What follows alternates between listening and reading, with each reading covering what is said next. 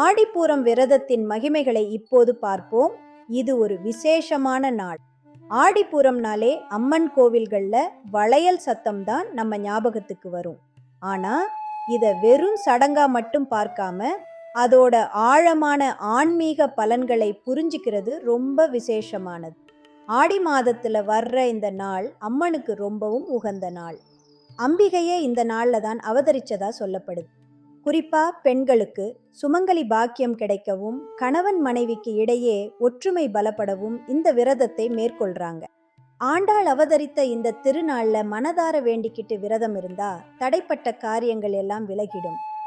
அதே போல குழந்தை வரம் வேண்டி காத்திருக்கிறவங்க இந்த நாள்ல முழு மனசோட விரதம் இருந்தா அம்பிகையோட அருள் நிச்சயம் கிடைக்கும்.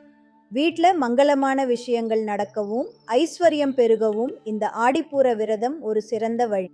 அம்பிகையோட அருளை முழுமையா பெற இந்த விரதத்தை நம்ம கடைபிடிப்போம்.